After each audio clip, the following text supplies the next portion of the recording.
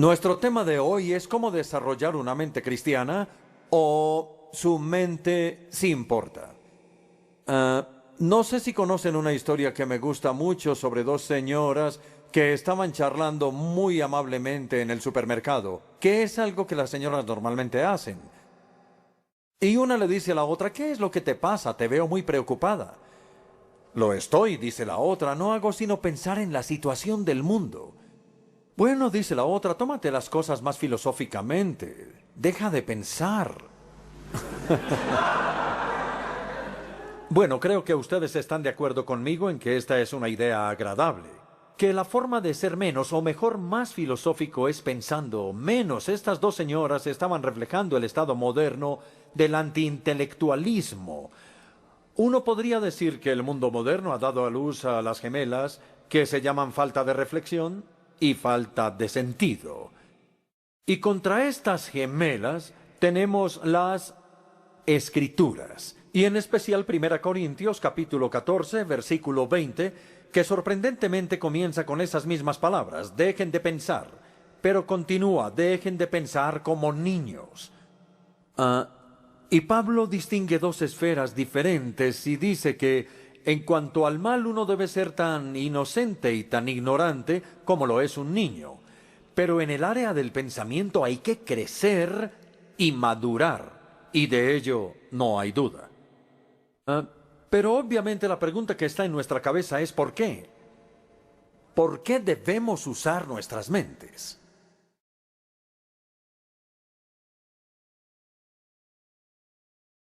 Hay tres razones específicas por las que debemos usar nuestra mente. A. Un uso apropiado de nuestra mente glorifica a nuestro Creador. Reconoce que nuestro Creador es un Dios racional, que nos ha hecho seres racionales a su imagen y semejanza, y nos ha dado tanto en la naturaleza como en la Escritura una doble revelación racional de sí mismo. De modo que aceptamos la declaración de Sir Francis Bacon en el siglo XVII y que Darwin alguna vez puso en la hoja de guarda del origen de las especies. Él dijo que Dios ha escrito dos libros y no uno. El libro de sus obras, que llamamos naturaleza, y el libro de sus palabras, que llamamos escritura. En el primero, la naturaleza, Dios ha revelado su gloria. Los cielos declaran la gloria de Dios y toda la tierra está llena de su gloria. Y podemos ver su gloria en el libro de sus obras. En el segundo, la Escritura no ha revelado su gloria, sino su gracia, el camino de la salvación a través de Jesucristo. Entonces hay un paralelo interesante entre la ciencia y la teología. La ciencia es un intento de los seres humanos por entender y sistematizar lo que Dios ha revelado en la naturaleza. La teología es un intento por entender y sistematizar lo que Dios ha revelado en la Escritura. Por tanto, ambas investigaciones son la revelación divina, son exploraciones de la mente de Dios, porque Él ha revelado su mente, tanto en la Escritura como en la naturaleza. Y de ambas, Johann Kepler, el astrónomo del siglo XVII, dijo: tanto en la Escritura como en la naturaleza, o en la teología y en la ciencia, pensamos los pensamientos de Dios después de Él.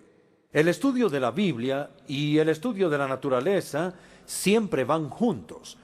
No sé si han pensado, yo creo que sí, es obvio en realidad que toda la investigación científica se basa en las convicciones de que el universo es un sistema intangible y que hay una correspondencia fundamental entre la mente del investigador y lo que ese mismo investigador y esta correspondencia va investigando es precisamente la racionalidad.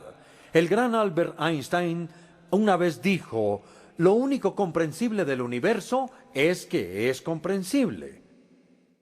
Lo único que no podemos entender sobre el universo es que podemos entenderlo, y la razón es que Dios puso su racionalidad en el universo y en nosotros. El obispo Leslie Newbigin, poco antes de morir, escribió: un científico, al verse enfrentado con una aparente irracionalidad, no la acepta como definitiva. Sigue luchando para encontrar una manera racional en la que los hechos puedan relacionarse entre sí. Y sin esta apasionada fe en la racionalidad definitiva del mundo, la ciencia cojeará, se estancará y morirá. Entonces no es una casualidad que muchos de los pioneros de la revolución científica fueran cristianos. Eran cristianos porque ellos creían en la racionalidad del universo. Es la primera razón por la que debemos utilizar nuestras mentes. Un uso adecuado de nuestras mentes glorifica a nuestro Creador, que nos ha hecho racionales a su imagen. Ahora B, un uso adecuado de nuestras mentes enriquece nuestro discipulado cristiano. En este momento no estoy hablando de la educación o del arte o la cultura que enriquecen la calidad de nuestra vida, sino que estoy hablando del discipulado cristiano en particular. Ninguna parte de él es posible si no utilizamos nuestra mente, y todas las partes de él se ven enriquecidas y engrandecidas si lo hacemos. Entonces, si ustedes y yo queremos agradar a Jesucristo, nuestro Señor y Salvador, y si queremos progresar en nuestro peregrinaje cristiano, debemos utilizar nuestra mente, y si no lo hacemos, nos condenamos a un estancamiento espiritual e inclusive a una inmadurez perpetua. Permítanme darle algunos ejemplos sobre el lugar tan importante que ocupa la mente en la vida cristiana. Si tengo tiempo, me gustaría mencionar la alabanza, luego la fe y luego la guía. Primero la alabanza. Todo cristiano es un alabador. La alabanza a Dios es nuestra tarea más prominente. Pero no podemos alabar a Dios si no lo conocemos. Los cristianos no son como aquellos ateneos, si lo recuerdan, cuyo altar que Pablo encontró afuera de Atenas tenía una inscripción que decía: al Dios no conocido. No es posible alabar a un Dios no conocido, porque si uno no lo conoce, no sabe qué tipo de alabanza le agrada. Y entonces la alabanza se convierte en una idolatría. La alabanza es una respuesta a la revelación. Es cuando Dios se revela a sí mismo que nosotros respondemos en alabanza al Dios que se ha revelado. Y es por eso que leer y predicar la palabra de Dios, lejos de ser una intrusión ajena a la alabanza pública, es una parte integral e incluso indispensable de ella. Es la palabra de Dios la que evoca la alabanza a Dios. Alabar a Dios, a mí me gusta esta definición que aparece en el Salmo 105, versículo 3, que dice que alabar es glorificarse en el santo nombre de Dios. Es sentirse orgulloso de quién es Él y de lo que ha hecho. Pero no podemos hacerlo, no podemos sentirnos orgullosos del nombre de Dios si no conocemos el nombre de Dios.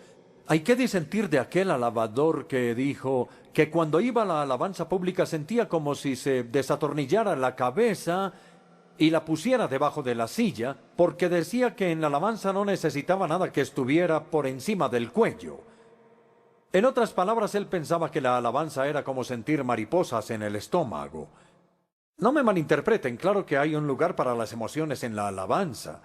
Y algunas veces, especialmente en la alabanza pública, sabemos lo que significa ser transportado más allá de nosotros mismos para alabar con los ángeles y los arcángeles y con toda la compañía del cielo. Bien, vamos a pasar ahora a la alabanza de la fe. A mí me sorprende la cantidad de cristianos que creen que la fe y la razón son dos cosas incompatibles. Estos dos elementos nunca están el uno contra el otro a manera de antítesis. Ustedes pueden buscar en la Biblia de comienzo a fin y nunca encontrarán que la fe y la razón estén puestas a manera de antítesis. Entonces, ¿qué es la fe? Dicho sea de paso, sí hay una antítesis entre caminar por fe y caminar por vista. Hay un contraste entre la fe y la vista, pero no entre la fe y la razón. Entonces, ¿qué es la fe? La fe no es sinónimo de credulidad. No es sinónimo de superstición.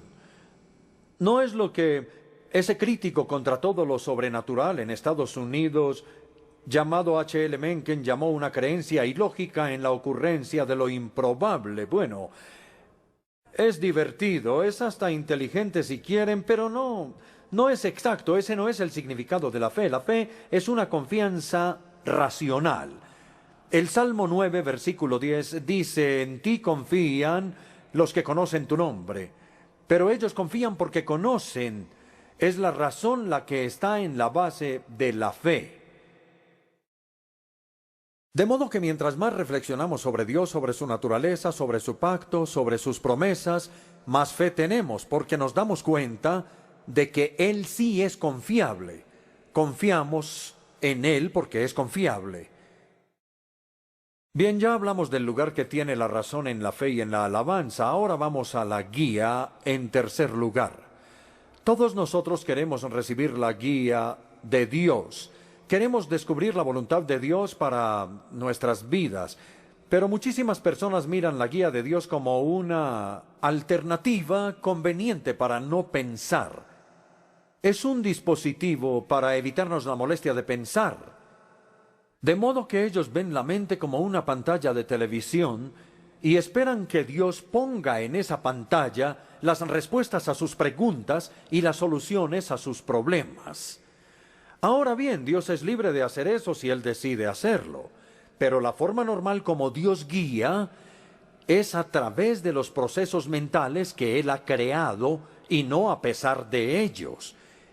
El Salmo 32, versículos 8 y 9, creo que es maravilloso ejemplo del equilibrio de la Biblia.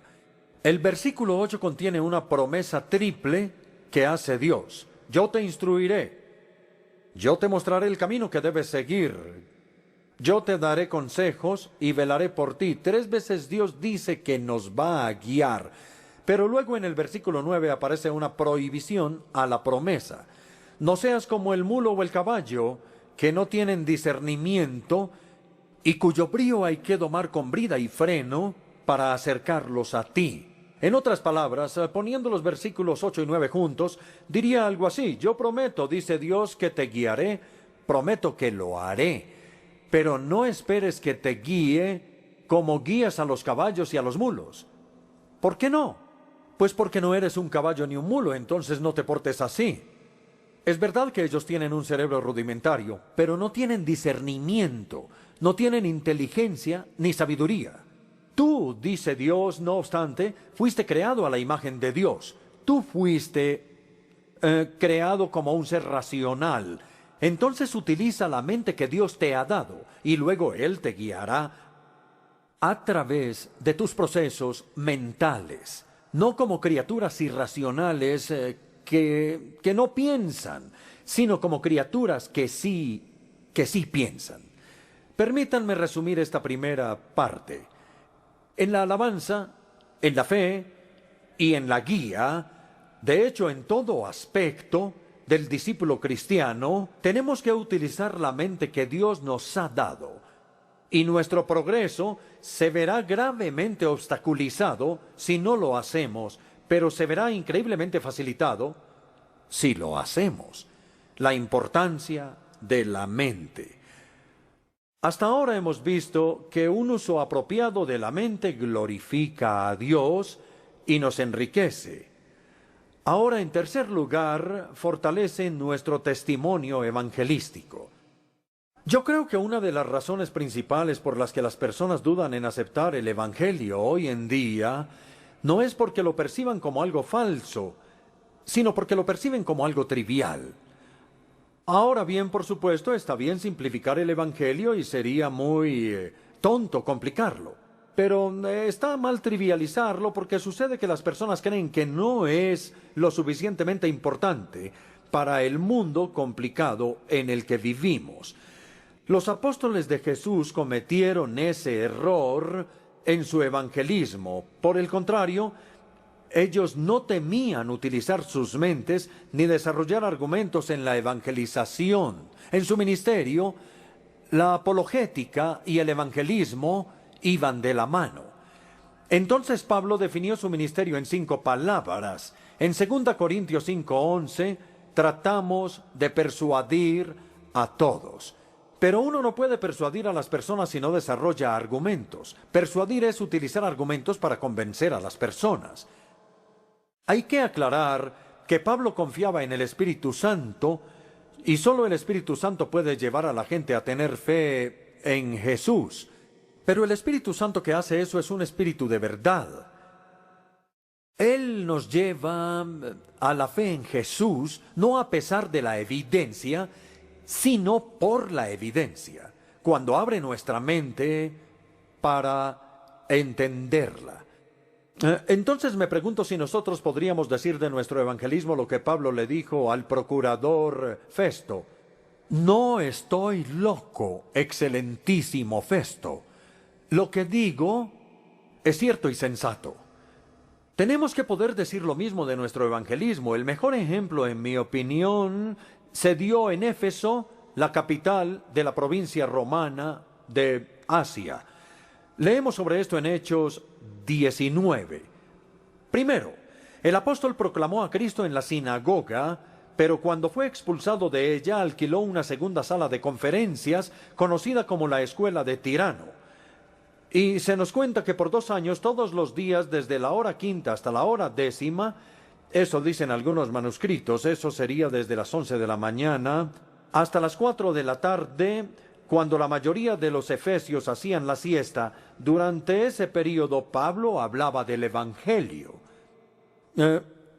Bien, una conferencia diaria de 5 horas, 6 días a la semana, durante 2 años. Eso da un total de 3.120 horas de argumentar el Evangelio.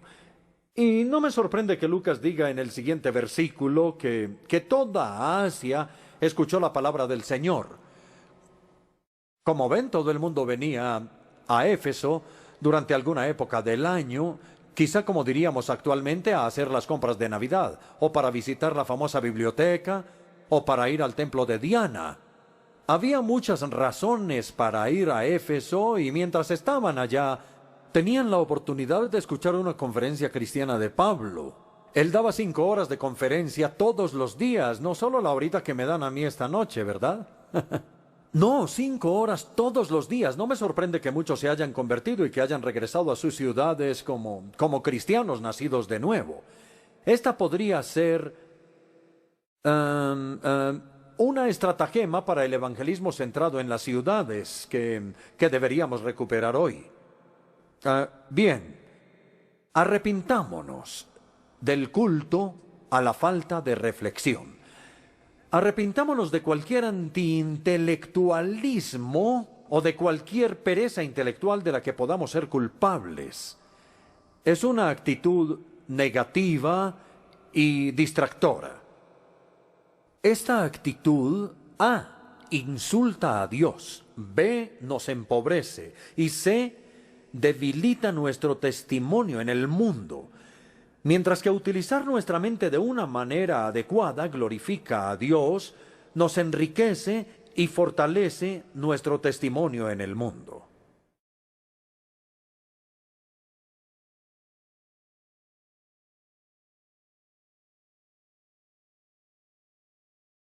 Ahora pasamos de la importancia de nuestra mente en términos generales al desarrollo de una mente cristiana en particular. ¿Qué es una mente cristiana? Bien, gracias por preguntar. Bueno, voy a empezar aclarando lo que no es una mente cristiana. Una mente cristiana no es una mente que piense en temas específicamente cristianos o específicamente religiosos. No es una mente que piensa incluso los temas más seculares de una manera cristiana, desde una perspectiva cristiana. Nuevamente, una mente cristiana no es una mente que está preocupada por iglesias, capillas o himnos y libros de oración, y Biblias y obispos y otros objetos religiosos. La mente religiosa es una mente que busca la voluntad de Dios en relación con todo, con nuestro hogar y nuestro trabajo, con nuestra comunidad de ciudadanía, con la política y la economía, con la desigualdad económica del norte y el sur, con el empleo, con el ambiente, con los derechos humanos y bueno, así podría continuar. Cuando la mente reflexiona en todos estos temas seculares, es una mente cristiana. Y fue Barry Blomyers, un teólogo anglicano, quien hace algunos años, si no inventó la frase la mente cristiana, sí logró popularizarla en un libro del mismo título, La mente cristiana, publicado en 1963 y el que recomiendo.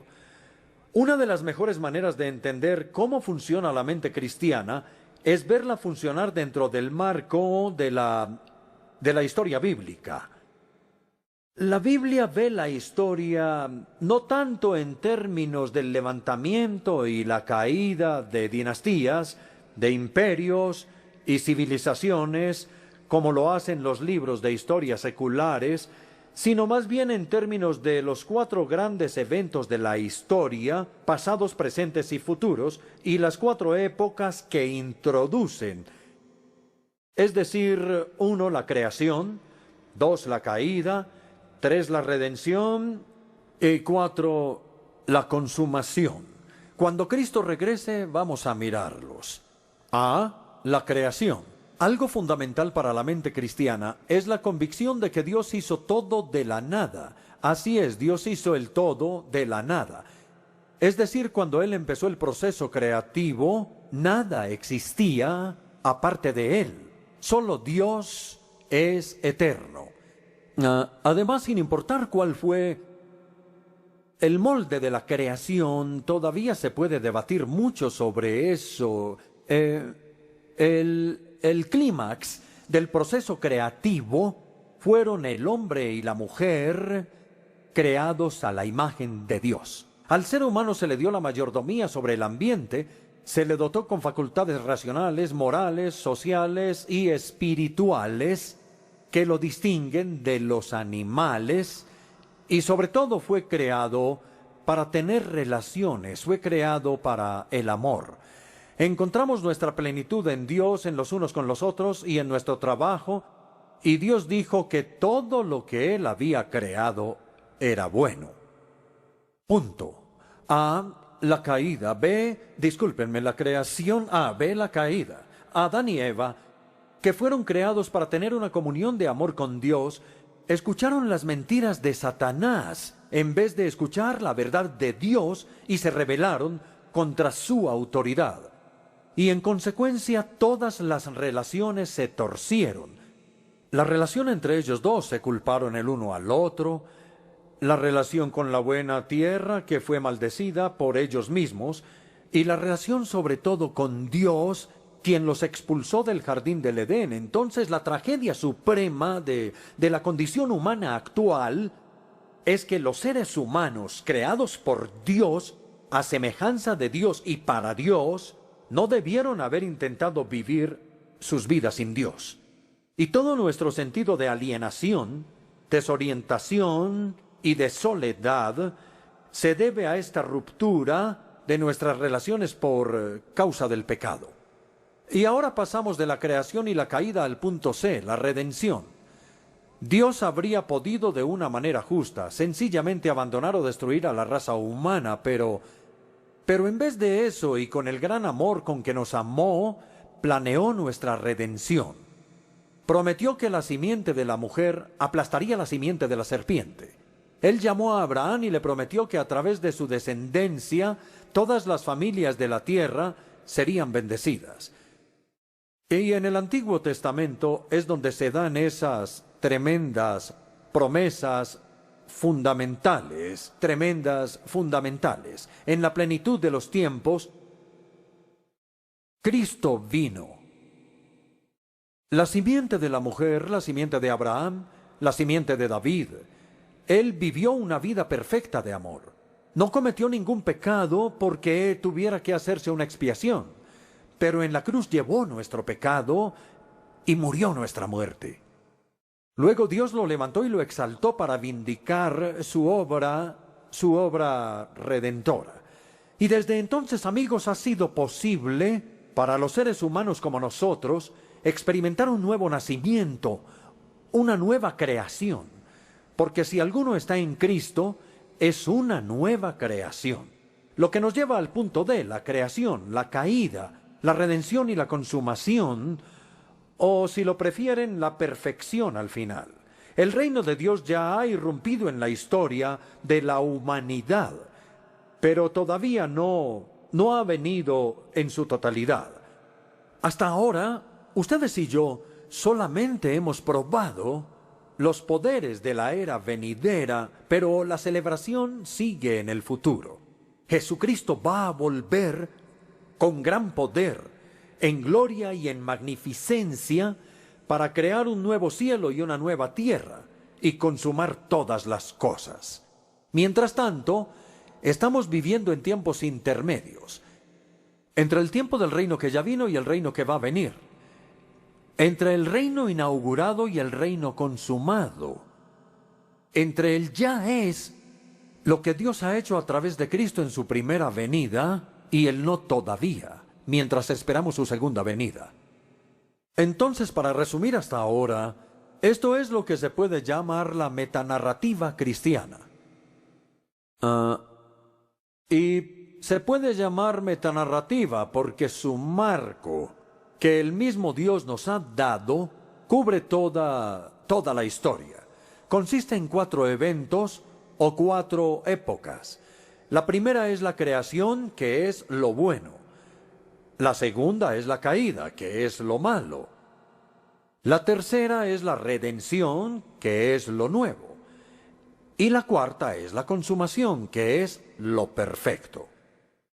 Y estas 4 épocas forman un colador a través del cual es posible filtrar todo nuestro pensamiento, ya sea que pensemos en el ambiente, en el sexo, en el matrimonio, en el empleo, bien, cualquiera de esas cosas debemos aprender a filtrarla a través de este colador de 4 partes, y eso nos va a dar un equilibrio bíblico.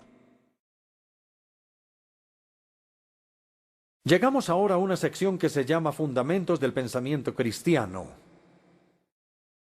Quiero sugerir que hay 2 fundamentos importantes sobre los cuales se puede basar todo nuestro pensamiento cristiano, y uno es Dios y el otro es el hombre, o si lo prefieren, la realidad de Dios por un lado y la paradoja de nuestra humanidad por el otro.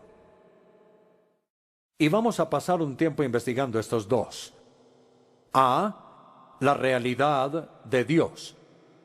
La mente cristiana reconoce a Dios como la realidad suprema y última, más allá y detrás de todos los fenómenos. El hecho de que la Biblia esté centrada en Dios, el hecho de que reconozca que Dios es el Creador, Sustentador, Señor, Salvador, Padre y Juez, el hecho de que la Biblia esté centrada en Dios es algo básico para la mente cristiana. La mente cristiana es una mente piadosa, es una mente centrada en Dios. De hecho, la perspectiva bíblica de la bondad es principalmente la piedad. La mente cristiana nunca podría llamar bueno a alguien que ama a su prójimo pero que no ama a Dios.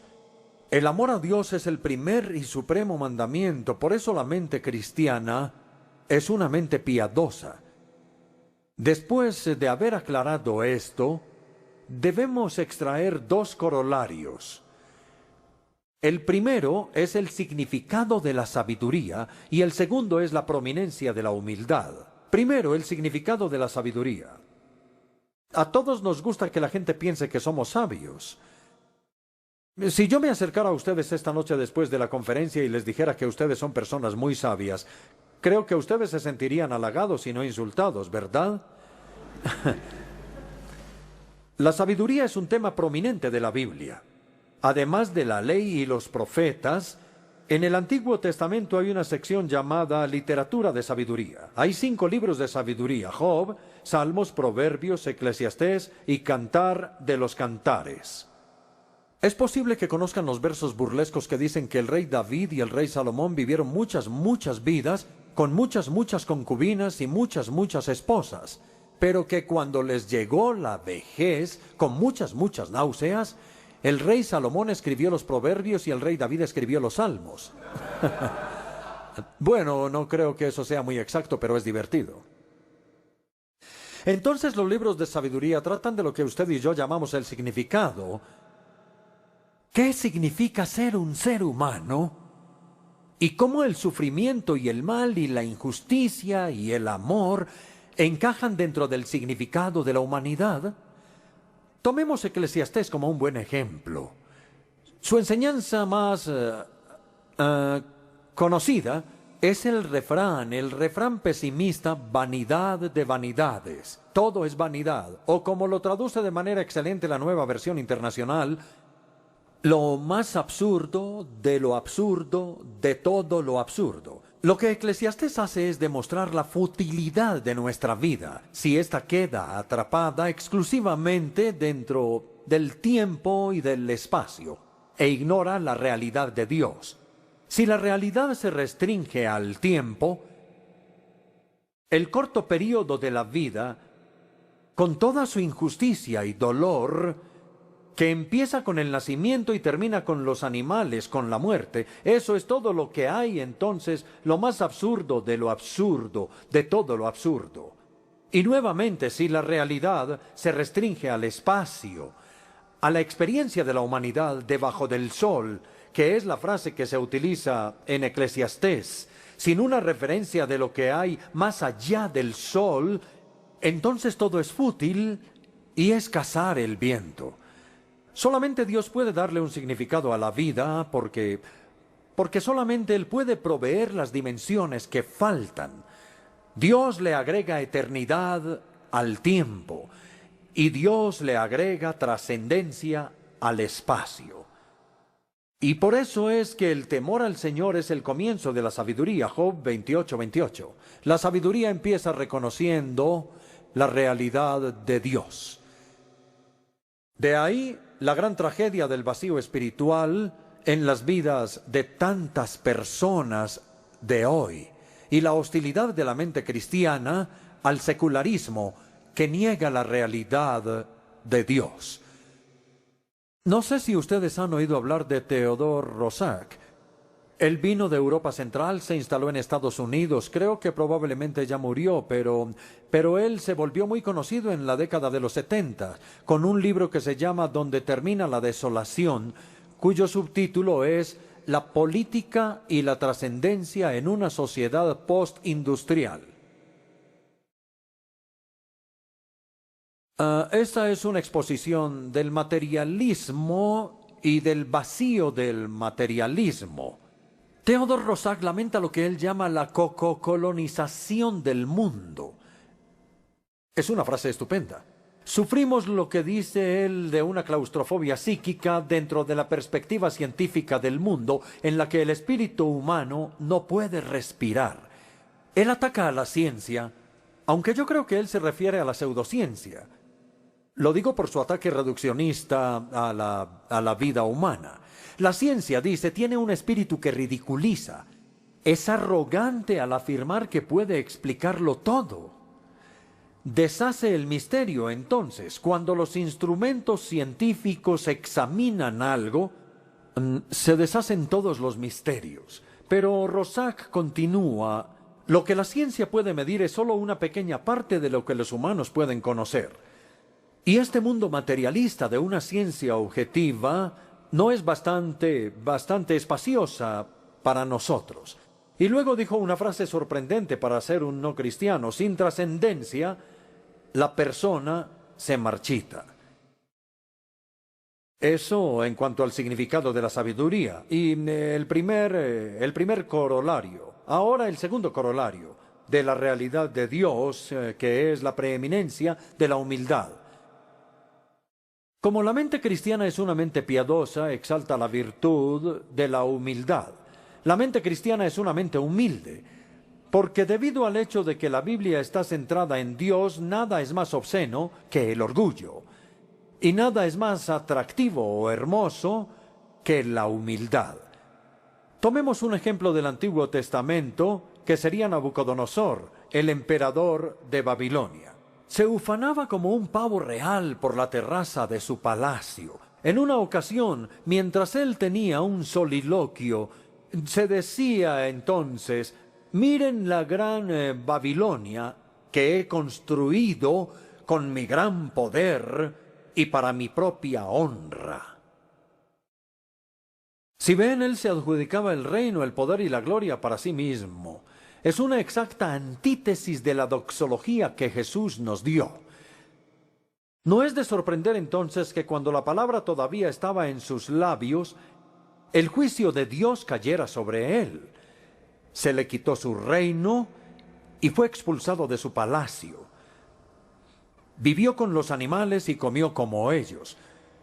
Su cuerpo estaba mojado con el rocío, su cabello creció como alas de águila, y sus uñas se volvieron como las garras de un ave. En otras palabras, se volvió completamente loco.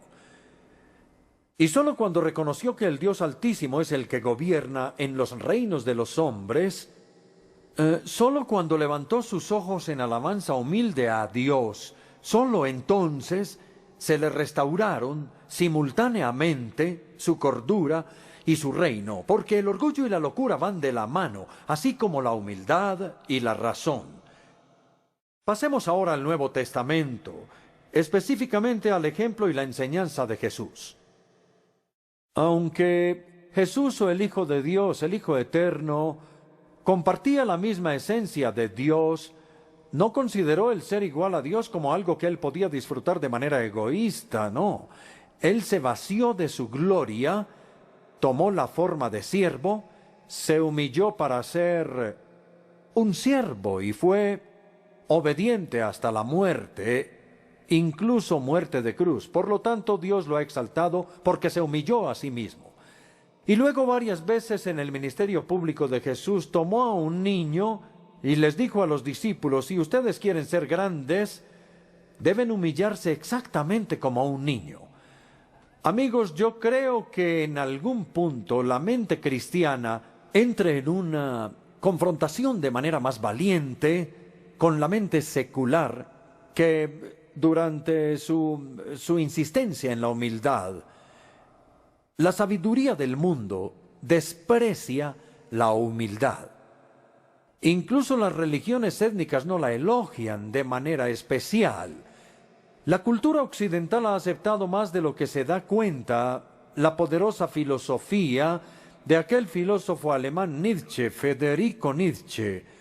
Nietzsche soñó con que un día surgiera lo que él llamó una raza gobernante, una raza dominante. El ideal de Nietzsche, el Übermensch, el superhombre, mientras que el ideal de Jesús era un niño. Y no hay posibilidad de que estos dos modelos puedan unirse, no. Tenemos que elegir. Entonces, devolviéndome un poco la realidad de Dios, como creador, sustentador, Señor, Salvador, Padre y Juez, le da a la mente cristiana su primera característica esencial. La mente cristiana se rehúsa a honrar cualquier cosa que deshonre a Dios. Aprende a evaluar todo dependiendo de si le da gloria a Dios o si le quita la gloria a Dios.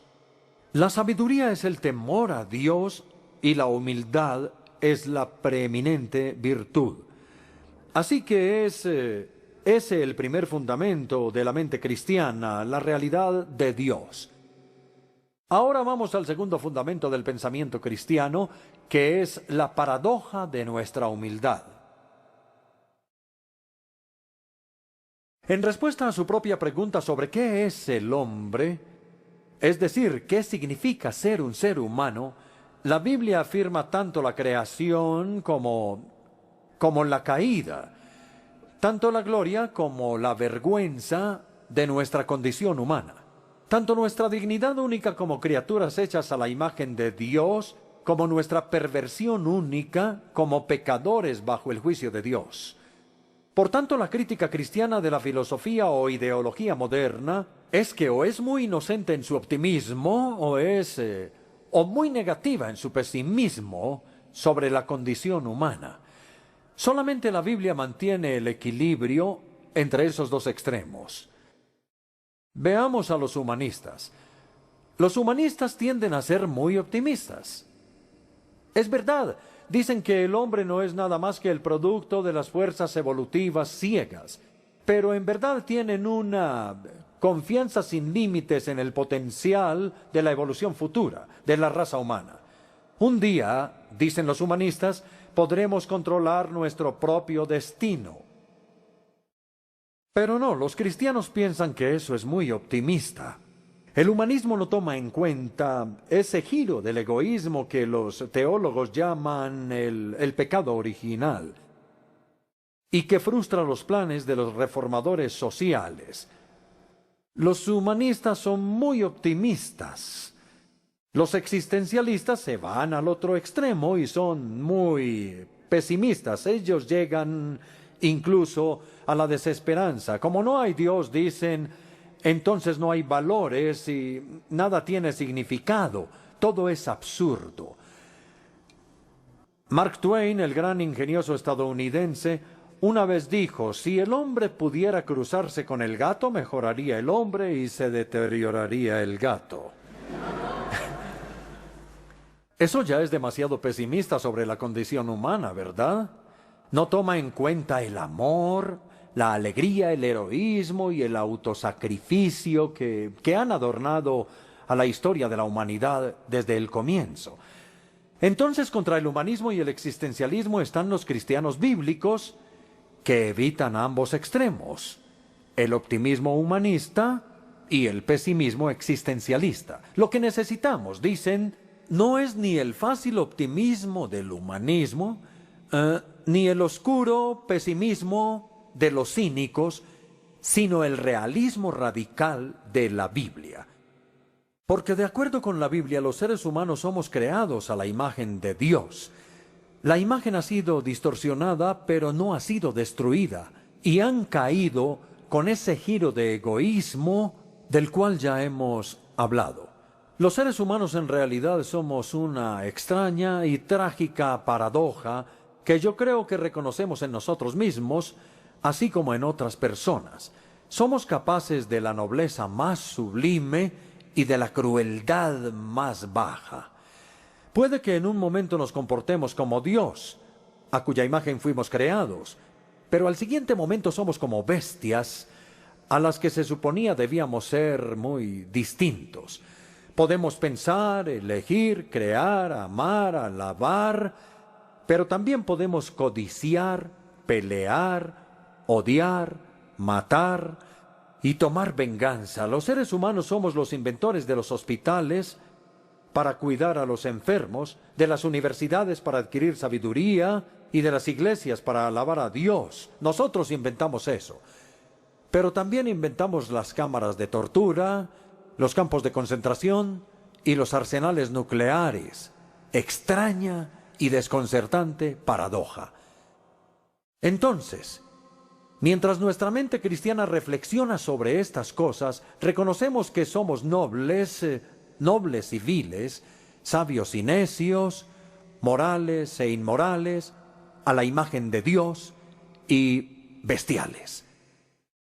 La mejor y más elocuente expresión que conozco sobre el tema dice así: soy polvo y cenizas, perverso y voluntarioso, un conjunto de respuestas predeterminadas del comportamiento, inundado de temores, asediado de necesidades, y la esencia del polvo, y al polvo he de regresar. Pero hay algo más en mí. Puedo ser polvo, pero un polvo atribulado, un polvo que sueña, un polvo que tiene premoniciones extrañas de una gloria venidera, una herencia que algún día será mía. Y por eso mi vida se extiende en una dialéctica dolorosa entre las cenizas y la transfiguración. Soy un acertijo para mí mismo, un enigma exasperante, esta dualidad extraña del polvo y la gloria. Yo creo que reconocemos eso en nosotros, ¿no? Espero que sí. Ahora estamos llegando casi al final y quiero darles dos ejemplos de esta paradoja. El primero es nuestra autoimagen personal. Todos sabemos la importancia para la salud mental de entender quiénes somos, de tener una autoimagen exacta. Algunos tienen una imagen exagerada de sí mismos y se vuelven engreídos. Otros tienen una imagen demasiado baja y tienen sentimientos nocivos de inferioridad. Lo cristiano es evitar ambos extremos y recordar la paradoja de nuestra humildad. Reconocer que somos el producto de la creación a imagen de Dios y de la caída con su consecuente pecado.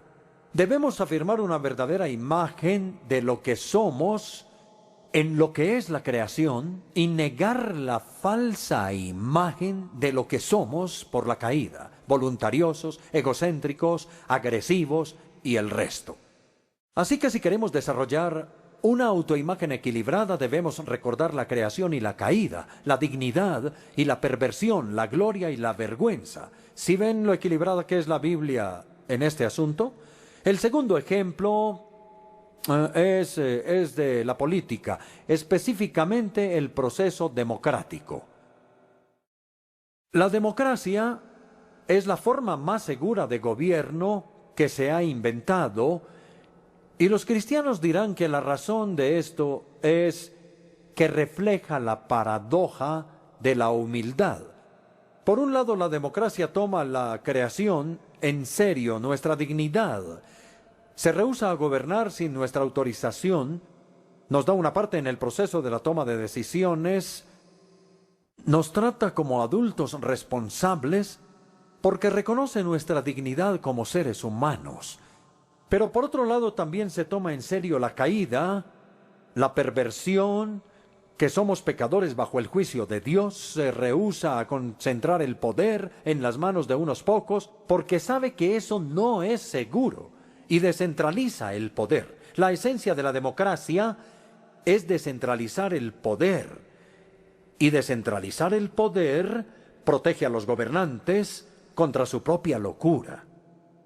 Voy a citar a Reinhold Niebuhr, teólogo ético de Nueva York, que dijo hace unos años: la capacidad del hombre para hacer justicia es lo que hace posible la democracia. La inclinación del hombre hacia la injusticia es lo que hace necesaria la democracia. Vamos a decir un par de cosas a manera de conclusión. ¿Cómo debemos desarrollar una mente cristiana? Puede ser que estemos convencidos, si es que no lo estábamos ya, de que necesitamos tener una mente cristiana. ¿Cómo desarrollar una mente cristiana? Bueno, debo decir que no hay una manera sencilla o fácil de hacerlo, no la hay. Siempre está el esfuerzo del estudio y en especial la disciplina de escuchar doblemente. Escuchar doblemente quiere decir escuchar por un lado la palabra de Dios, no de manera superficial sino profunda, buscando absorber la enseñanza, y la segunda parte de este escuchar doblemente es escuchar las voces del mundo moderno, es decir, sus lamentos de alienación, sus gritos de ira, el tamaño y el crecimiento de su dolor. Ahora bien, por supuesto, no escuchamos la palabra de Dios y al mundo con el mismo grado de respeto. Escuchamos la palabra de Dios porque es la palabra de Dios y deseamos aprender y creer y obedecer. No escuchamos las voces del mundo moderno con el mismo grado de respeto. Queremos escucharlas para entender al mundo moderno, no necesariamente para obedecer o creerles. Porque solo cuando hemos escuchado ambas voces, las voces de la palabra de Dios y las voces del mundo moderno, seremos capaces de aplicar la palabra al mundo con fidelidad y sensatez. Ahora una advertencia. El Instituto de Londres de Cristianismo Contemporáneo, como suelo decirles a los estudiantes, no está en el negocio de criar renacuajos. Ustedes saben lo que son los renacuajos, son la larva acuática de las ranas y los sapos. Y estos renacuajos son criaturas con una cabeza inmensa, pero casi nada más. Una cola extraña, quizá, pero sin cuerpo. Bueno, yo conozco a muchos cristianos renacuajos, es decir, cristianos cuya cabeza está abultada con una buena teología bíblica, pero eso es todo lo que tienen. No, nosotros queremos desarrollar no solo una mente cristiana, sino un corazón cristiano, un espíritu cristiano, una conciencia cristiana y de hecho una persona cristiana que esté integrada bajo el señorío de Jesús. Y esto es especialmente cierto en el área de la responsabilidad social. No solo debemos pensar claramente, sino también sentir profundamente, como lo hace Jesús. ¿Recuerdan cuando él estaba parado ahí, frente a la tumba de Lázaro? La Biblia dice que él lloró, y también dice que resolló. Eso es lo que significa la palabra griega con indignación. Entonces, él expresó su indignación frente a la muerte, que no era parte del propósito original de Dios para el mundo, y expresa su compasión por las víctimas, especialmente por Marta y María. Entonces, que Dios nos libre del frío análisis de la justicia social, si no va acompañado de una determinación clara por cambiarla. Voy a terminar con una pequeña historia de Chaim Potok. La verdad, no sé si la conocen, es un distinguido escritor judío contemporáneo nuestro. Él escribió una novela llamada El elegido. Esta novela fue también llevada al cine. El elegido es la historia de la amistad entre dos jóvenes.